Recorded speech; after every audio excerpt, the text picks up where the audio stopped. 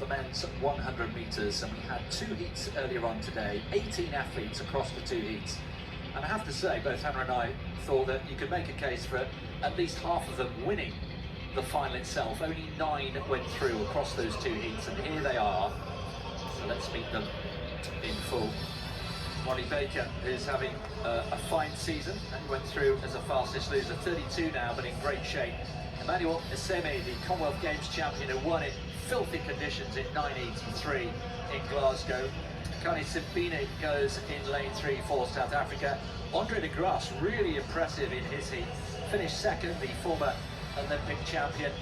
Oblique Seville looked really comfortable, the world champion, the Jamaican #1, hadn't raced for a month, alongside Kenny Benaric, who won his heat, again very comfortably. Both of them just shut down in the last 10 metres or so. Leila from South Africa, the second South African in this heat, also looked good in his heat. Now, one of the discoveries of the season, Kainsola Ajayi, very much the new kid on the block. We wondered how he would respond to the disappointment of not winning the Commonwealth Games title. Well, he looked impressive in his heat. Christian Coleman, who's got through here as a non-automatic qualifier, the Diamond League champion. So plenty of quality here. Lots of well-rested Americans and a couple of guys who were at the Commonwealth Games.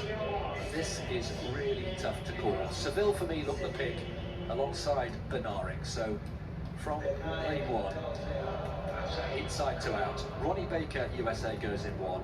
Emmanuel Eseme for Cameroon goes in 2. Simbine, South Africa, 3. Andre de Grasse in 4. Oblique Seville, the world champion, in 5. Benaric there with the headband. Kung Fu Kenny goes in 6. Leon Leila from South Africa in 7. Ajayi, Nigeria, in 8. Christian Coleman, right of picture, goes in lane 9. Men's 100 metres final. So.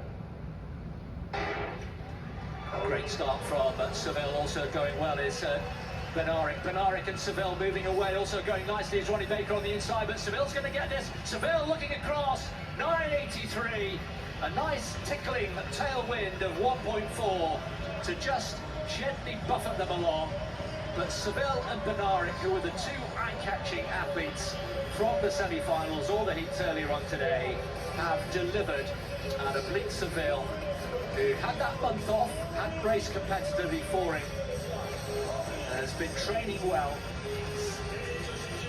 certainly not wasted his time, comes back really strongly and fends off Benaric and Coleman, the 2 Americans, in 2nd and 3rd. Benaric was trying to chase him down, but Seville comfortable in the end, and when we see the replay, he had a cheeky look over to his right just before he crossed the line. At 9.83 to 9.87. It's not huge, but it is significant. Well, he breaks the 3-way tie for the meeting record held by Kashane Thompson, Fred Curley and Ronnie Baker.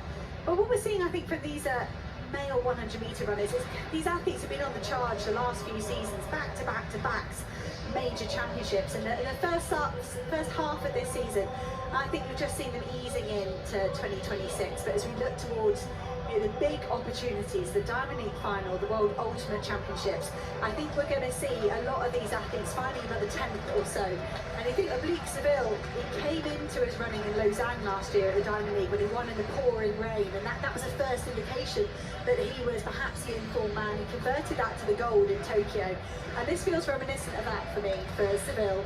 He has had a good season, he's not raced loads and loads, but to take a win here with around about 3 weeks left of the season, makes me think he's going to finish on a high. Yeah, I agree. And Seville, actually the only man to have won 2 Diamond Leagues this year. He was 6 different winners until literally just a minute ago. So Seville, that meeting record